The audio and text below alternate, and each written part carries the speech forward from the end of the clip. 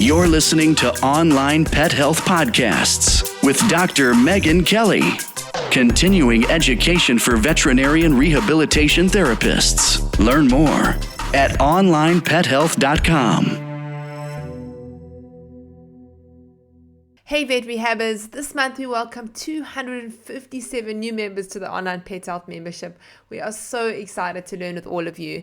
I'm sure you're all looking forward to the Vet Rehab Summit. It's our annual online veterinary rehabilitation conference. This year's theme is excellence, and we're hoping to tackle some self-mastery topics such as confidence, imposter syndrome, knowledge gaps, and basically how we can level up to be the best vet rehabbers that we can be. Now, of course, Online Pet Health members, you all get free VIP access to the day. It's live, so please guys bookmark it. Make sure you have made the time to be there. You will not regret it. You can find out more at vetrehabsummit.com. Today is a revisit from a Facebook Live in our Small Animal Vet Rehabbers Facebook group. Now, if you've not joined these groups, please come online and join us. We keep all the vet rehabbers updated in these groups to all our learning opportunities, and this is where the vet rehabbers hang out online, share research, tips, and advice, and it's a great supportive community. We'd love to have you online there with us. So we have 4 groups. They are the Small Animal Vet Rehabbers, Hydro Vet Rehabbers, Equine Vet Rehabbers, and the Business Vet Rehabbers. Now, in this interview today, Leslie, Eide, and Eide chat about the relationships between specific agility surfaces and the risk of injury to agility athletes. Leslie draws from her experience in agility competitions as well as from veterinary sports medicine and rehab, where she has specialized in the treatment of agility dogs, to share some of the challenges with these specific surfaces that she has faced, the extremes to avoid, the warning signs when you need to pull your dog out of competition, and more. Before we head over to the interview, a quick shout out to Matthew Scott from Synergy Small Animal Rehab. Thanks for the shout out about the veterinary rehab podcast. Matthew's actually a past guest on the show. He did a great Behind the Vet Rehab Practice podcast with us. Matthew, thank you so much. Please get in touch so I can send you a limited edition veterinary rehabilitation podcast mug.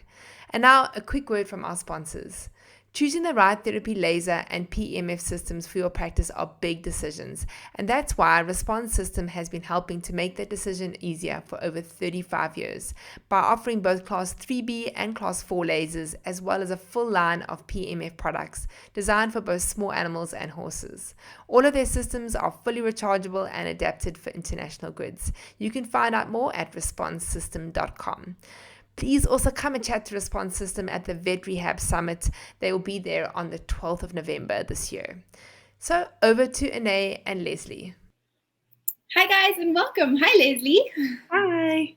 It's so great to have you back with us. We are going to be chatting about surfaces, the different surfaces in agility today, and how we think they might relate to injury. Leslie, who have you got there? Please introduce us.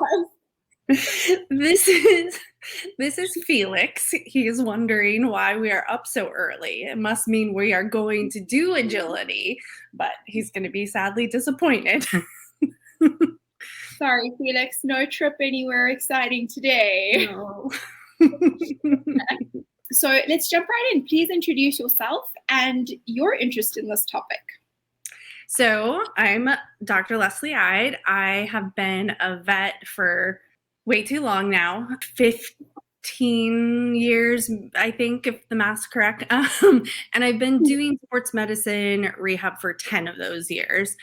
I have a very strong interest in agility because I myself have been competing in agility since about 2000 with many, many dogs, from obviously beginner to all the way up to national level and hopefully someday international. So agility is my love, my passion, and of course I want to make sure to keep it as safe as possible, but it's also a sport which comes with its own risk. So that's why I like looking into these things. Awesome. And having these conversations and talking about what we find is the first step really to trying to find those connections, right? So Leslie, what are some of the surfaces that we find in agility arenas at the moment? Yeah, there's quite a variety. And having lived in 2 different climates where we have some good weather and some not so good weather, I've experienced a lot of it. I'm going to kind of just have broad categories, but know that within each category, there are differences. So we've got things like dirt, grass, like a sand, which could kind of go with the dirt, but it is slightly different. We have artificial turf, and then we have kind of different types of matting. Yeah, it's a wide variety of like commercially made kind of cushiony with grip matting that can be put down. Do you find that like one dog in one season would need to compete over multiple of those surfaces, or are you generally competing on one or two? Yeah, so typically I would say you have a main surface in your area. So again, like in my area being rainy most of the time, we're in indoor horse arenas usually. So that means it's dirt. But if we travel to other parts of the country for bigger events, we're going to experience different types of surfaces. So for example, next week, I'll be traveling down to California and I'm going to be outdoors on grass. Now, how well that grass is taken care of is a question that I don't really know until I get there. Okay.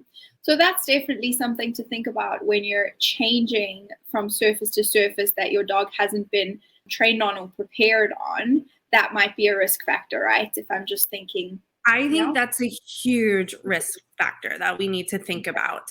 When I was kind of just starting out and, you know, getting into traveling, I had a coach who told me, and this may not be the best advice, but I took it to heart, and I think it has some good feelings behind it, some good intention, and it was basically like, train on the worst surface you can find so that your dog is going to really like it when it's on a good surface. So if you train on a bad surface and they know how to handle that, when you get somewhere that is well kept and has a good surface, you're not going to have a problem. Now, how much that handles up between like types, I think, you know, it's not a perfect statement, but it kind of also goes along with the general feeling of train so the competing is easy, you know.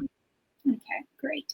So what are some of the main kind of questions or factors that we want to ask or consider when we think about the impact that a surface may have on either performance or injury risk? So I think the biggest factor is going to be either like how grippy it is or how slippery it is. It's the same component. It's just a matter of how you think about it, because I do think we have the extremes. An example that might be easy to imagine is wet grass, like first thing in the morning. That's going to be more slippery, right? The dogs, the moisture in it is not going to allow as much friction between the bottom of their paws and the ground, and they'll be slipping around more. Versus really grippy surface is not great either, because the dogs, there's a natural slide that they get used to, a natural kind of carrying out, and how a turn is going to be. So some of the matting that we see being used, I think, is on the too grippy side, and that can cause injuries in the fact that like their paw sticks to it, but their body keeps going another direction. And so while I can't give any examples of a dog injury that happened on it, when I was teaching on that kind of surface, I actually had a human break their ankle because their foot stuck to the surface and their body kept going. So there, you need to find somewhere in between, I think. And that's where kind of preference and what the dog is used to plays a big factor. I'm also assuming that, I know this from looking at horses, we have some great like slow motion footage of them, but there's, like you say, there's a natural kind of give and slide in the surface in just a normal landing stride, especially when you're increasing speed. And when you stop that slide, you're increasing concussion. So it's not even just that you might, around a turn or something have the body going one direction and then the foot getting stuck, but just in a normal stride, that initial land, there's like a little bit of a slide and a give in the surface that needs to happen. So I didn't even think of that. That's a really good point. And we need to, I think, get some slow-mo footage of the dogs and see what's happening just with that landing phase on different surfaces. That's very interesting. Yeah. And even on like hard packed dirt where you would think like, oh, well, it's so packed and it's really, they're landing hard. That's still that top layer, you know, they can move a little bit. And so I personally would prefer that over a lot of the, well, almost, I would say all of the matting that I've ever experienced. I have yet to experience a good, nice matted surface that the dogs, I think, move naturally. Because the other thing I see with it is over time, the dogs start to adjust to it and it really affects how they move. They shorten their stride. They don't like to run in extension. They like keep everything really collected as they move around it. Oh, that's very interesting. So you're seeing a different biomechanics. That's really interesting. Okay. All right, so the amount of traction that the surface has would be one consideration. What else are you thinking about when you're looking at a surface? So I think a lot of other people think kind of what we just said of that, the impact, how hard the surface is. And I can't say we have as much of an obvious correlation of that to any kind of injury. I have told people, like, one of the ways I judge surface is how I feel at the end of the day. So if I feel very achy in my legs, if, you know, my joints feel kind of sore and like they've been through the ringer from running the courses all day, I imagine the dogs might be feeling a little similar, but we can't ask them. And oftentimes with these dogs, as we know, you know, they're not going to outright show any kind of, you know, issue with that, because it is more like a soreness, right? It's something that I know I'm going to go to bed and be fine in the morning. It's, you know, well, I'll have recovered. But that's pretty much the other, actually, I feel like that's the main issue people talk about and kind of judge things on. And I think I would weight traction higher than that, like the hardness of the surface. I do like cushion, mostly because it feels nice to me. And I like ending the day without my body hurting, you know? Okay, so the hardness of the surface, and that can go both ways again, right? It can be really hard or it can be very deep and soft and squishy. And then that's not great either. Yes. So kind of that, I would say that brings up like care of the surface, because that's really what it comes down to with the main surfaces, where I think hardness plays a factor, because we're really talking dirt and the sand, the felted sand, I would say, are the main that, you know, our care, the human care of that surface can affect whether it's hard or too soft. And I've experienced that where I'm just going to say my absolute favorite surface is the felted sand. I think it's a lovely surface. I don't hurt at the end of the day. I think dogs really run well. It's got that natural quality of like, you know, there's going to be a little bit of sliding, but it's not slippery. But if it's not cared for how the dogs are going to use it, it can create performance issues. So the way we want it for horses is usually a little softer, a little deeper, and that doesn't work for the dogs. We need to pack it in a little more. We need to put more moisture into it. And if that doesn't happen, I don't think, no, I could be wrong, but I wouldn't say injuries are necessarily a worry with that. It's the performance. It slows them down. It's harder for them to jump, you know, so more of the bars are coming down. If they're later on in the runs, you can have really deep grooves through the weave poles. And if the dog is little, it may have trouble navigating those deep grooves. So there's definitely, just within the surfaces, it's how they're taken care of too, can make a huge difference. So really important. Before we kind of go to the next point, I just want to put the research thing out there, right? Because right now we don't have any research that tells us hey, this surface does this or that, or etc. in the agility dog. So we're really talking about your experience now, which is really valuable. So do you want to add anything there before I ask you the next question? Yeah, like I said, it's all my experience of competing myself and all my sport clients. And I definitely think I've had a lot of agility people that, on all kinds of different surfaces, and watched how it moves. And I've banned clients from certain surfaces because I'm like, nope, you can't go back to that. So yeah, lots of experience with it, even if it may not be, researched back. So what would make you ban a client from going back to a specific surface? So again, I think like the care of that surface and what's happening with it and the injury that this dog has had. So in this specific case that I brought up, it was a medial shoulder syndrome dog, and the surface she trained on was artificial turf. But and this is a big thing with the agility community. We have a tendency to buy used artificial turf. So the turf that's no longer good for human athletes to run on. And then we put that in our dog facilities and have the dogs run on it for years and years and years and years. And so this turf was already used when it got put in the facility and had probably been there 5+ years. And it just, when we think about like the slipperiness, it was highly slippery.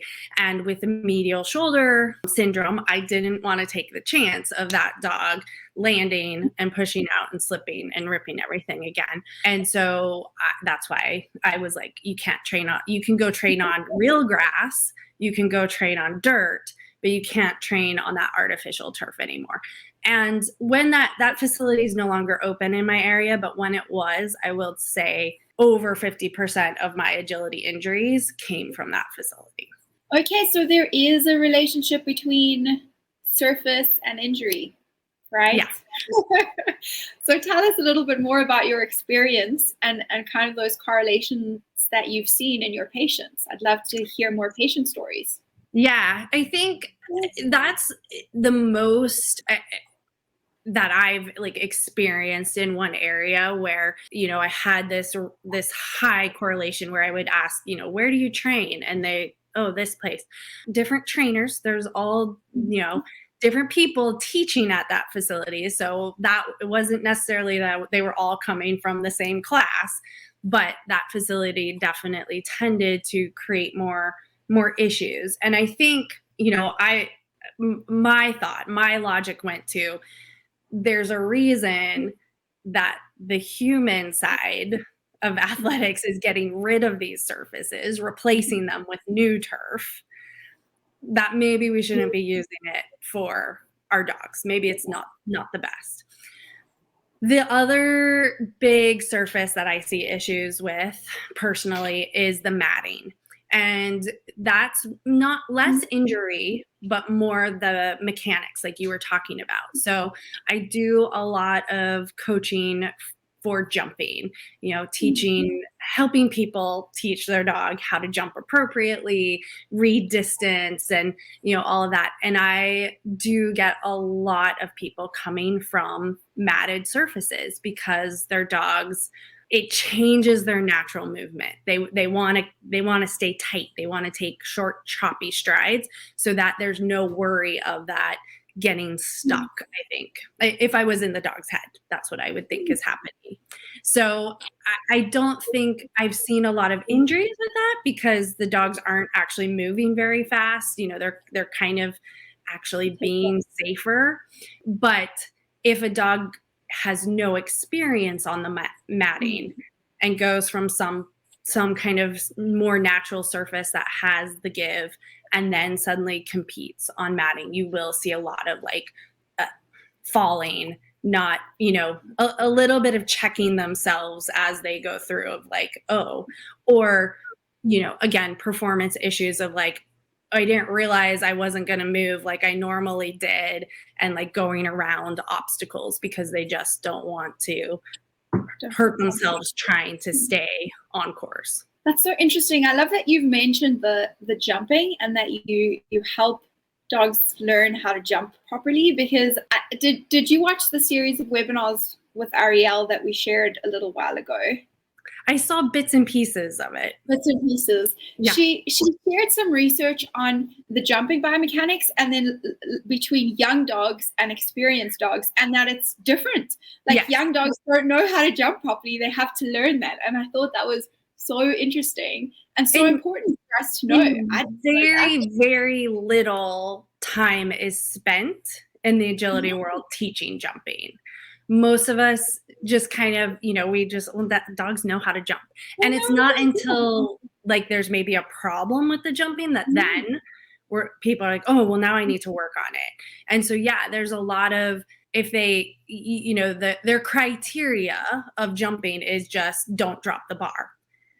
And, if they do that, they're like, okay, it's fine. Doesn't matter anything else of how they're jumping. They're not dropping the bar, rather than being a little bit more in tune with, like, let's make sure they're actually using their body properly when they jump from the beginning, rather than having them just figure it out over time. I think that's so valuable. And I'm not an agility person, so I don't really know, but it was really interesting to me to see, the differences between really focusing on teaching them how do you jump in collection, how do you jump in extension, taking those turns, because it's different how you approach the jump. It changes everything. So I thought that was really, really interesting. Yeah. We have a question from Artane. What is your opinion on bark surface? I found that the surfaces seem to travel more underneath the dog. Yeah, so I'm not as experienced on the bark surface. We don't have that much here, but that would be my general thought, is because it's bigger, non-scientific words, bigger chunks that can move around a little bit more. There's more potential if, like, they hit something just the right way, it'll slip out from underneath them. So I would consider that more like towards that potential slippery spectrum, the slippery side of things, than the other. Okay, awesome. So that's great. Artane, thank you for joining us, and thank you for that question. I wanted to tell you guys that if you haven't watched that series by Ariel, it's like 5.5 hours. They're in our members portal. It's on the biomechanics of different components of agility. It's very evidence-based. I don't think she put anything in there that doesn't actually have a research paper behind it. And she says when there are gaps, which is really, really valuable, because knowing where the gaps are is important.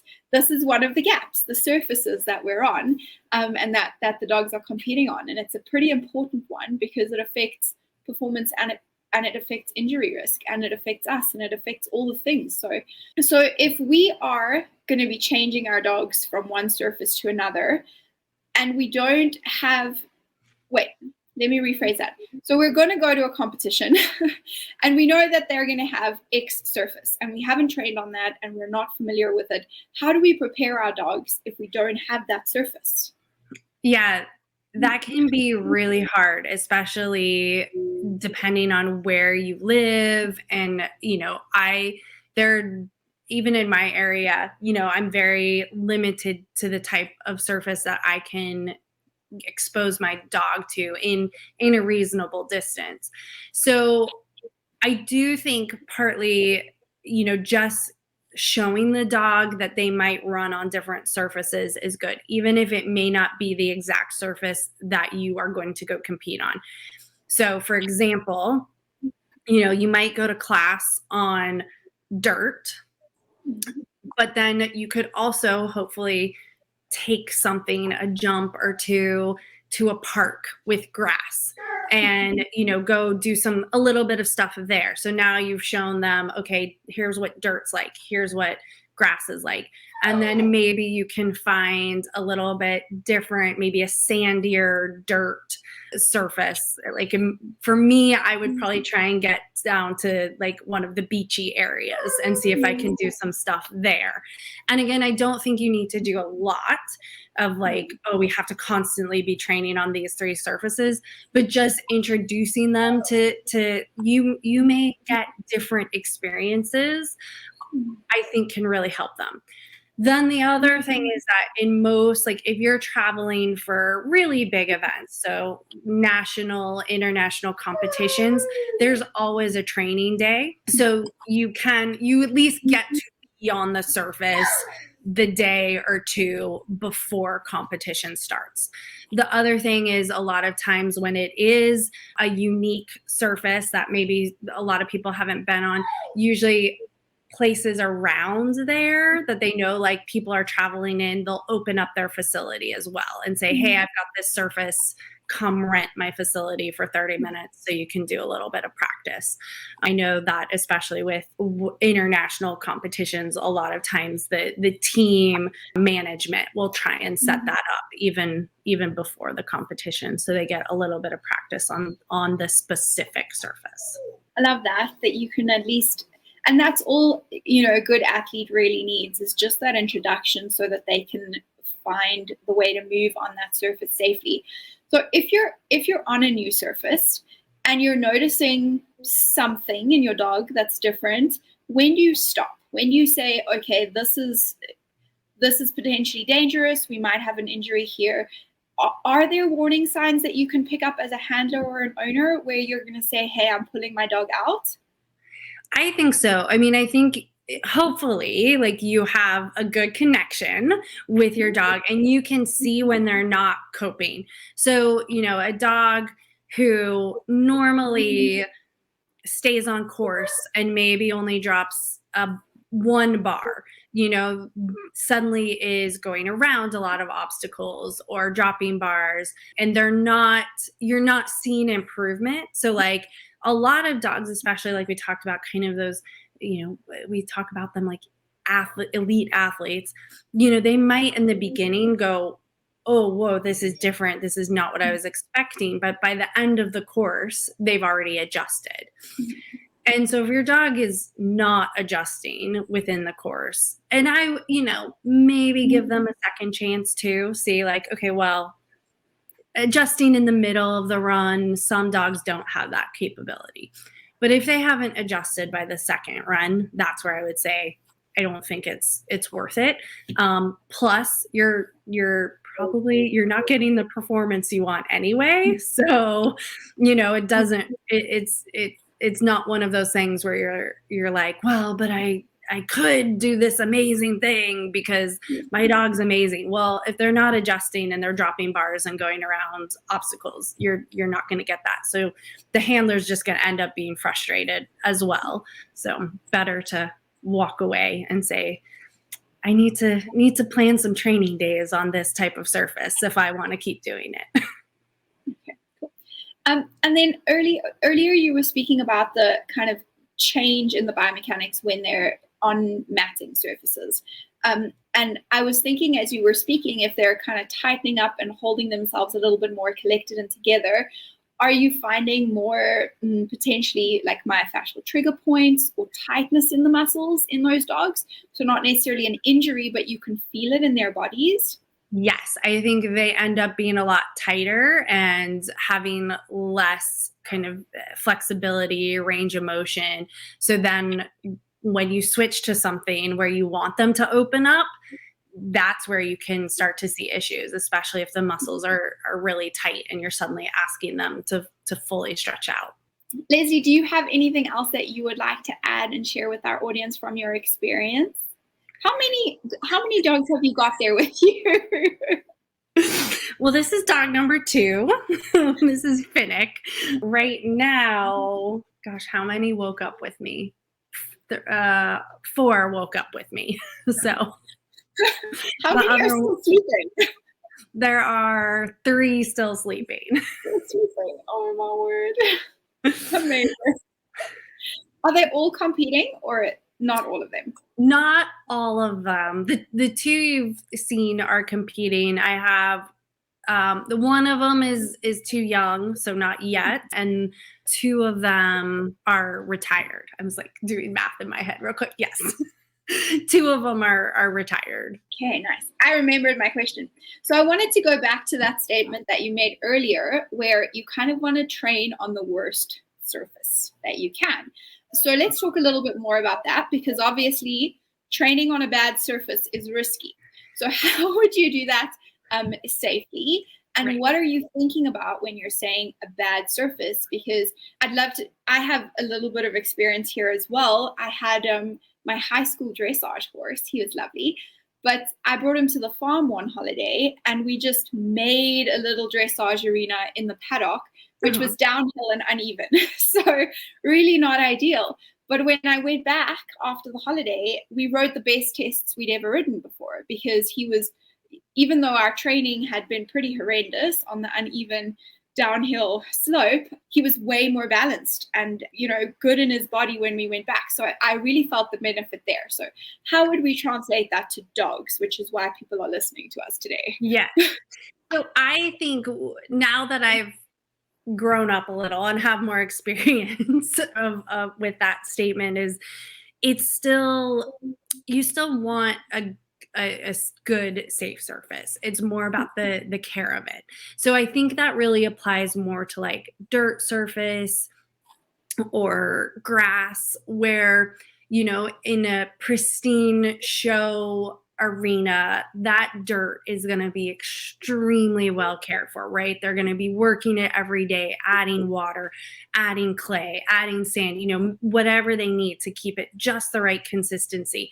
But if you've got, a little riding arena in your backyard, you're probably not taking that much care of it. You're probably letting it get packed a little. You're not adding stuff, maybe occasionally you're going through and getting the big bumps out of it. But if you're practicing there, when they go to that really nice dirt arena, it's going to, I think, be like your horse, where they're suddenly like, oh, now I like everything I've been trying to do with my body just works so much better here, because the surface responds to that more appropriately.